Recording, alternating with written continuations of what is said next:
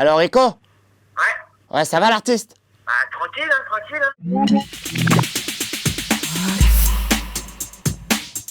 T'es né où?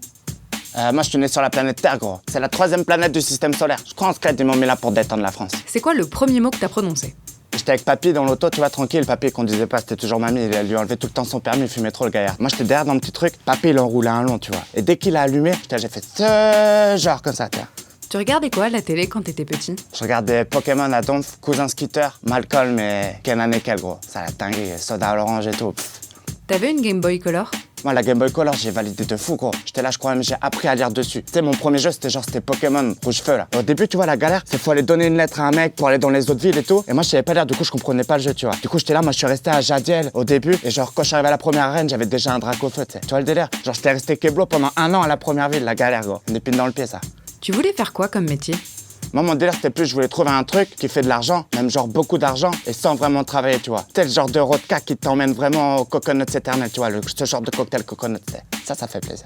T'avais quoi comme poster dans ta chambre? Waouh, moi dans ma chambre, j'avais un gros poster de Shaim, genre taille réelle, tu vois. Et le soir, j'étais dans mon lit, je mettais ça, j'étais là, Mais bon, après, tu vois, j'ai rencontré la vraie et tout, et je me suis dit, il faut que je me sépare de ça. Même mon esprit, il était là, il faisait, ressaisis-toi, fils. Tu vois ce que je veux dire?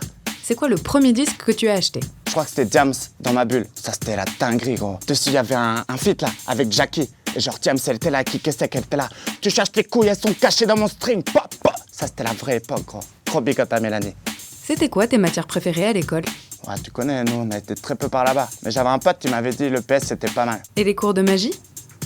Ah, ça, c'est par rapport à mon hit freestyle du sale. Je reconnais la petite rêve. Toi, t'es un bon, j'aime ça. Mais non, les cours de magie, y'a que moi qui les donne, gros. Un vrai magicien. Le roi Merlin. Comment t'as commencé la musique? En fait, à la base, avec Rico, on avait fait un groupe de punk rock, tu vois. Et là, on se fait la première répète dans le garage du cousin de chez Rico, tu vois. Et là, on flammait les types, tu vois. On éclate les guitares par terre, gros. Mais tu sais, on les saccage, tu vois. Genre comme on voyait dans les films, dans les concerts, les trucs qu'on voyait. Et après, en fait, on s'est rendu compte qu'on n'avait pas l'argent pour en acheter d'autres, tu vois. C'était la fin du groupe, gros. Quel morceau t'a révélé?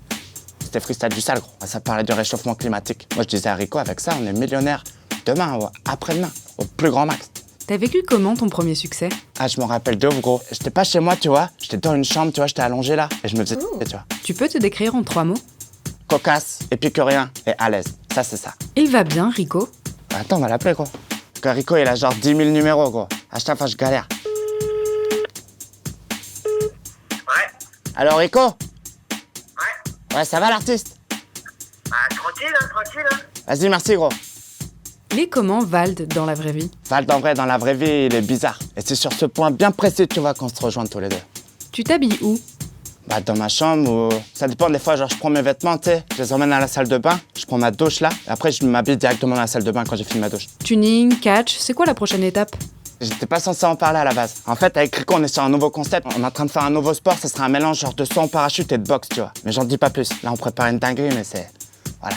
Si tu devais retenir une chanson de ton nouveau projet? Ouais, sans hésiter, Nick Labac. Et les jeunes, ils vont briller, gros. Ah, ça pourrait être l'hymne française, gros. Ça fait Nick Labac, gros. Nick Labac. Ouais. Tu faisais quoi avant cette interview? J'étais à une expo d'art contemporain de Philippe Lagrue. C'est un mec qui se bat contre le capitalisme. Non, je rigole, j'étais en train de bédale. Et tu fais quoi après? Ah, juste après, j'ai un rencard, gros. Avec ce genre de miss. C'est quoi tes prochains projets? Ah bah après, décrocher d'autres rencarts, gros. Ça c'est Sex in the City, tu vois. Sexe dans la ville, gros. La ville du crime, la ville du love, la ville de l'amour, gros. Ça fait plaisir, ça.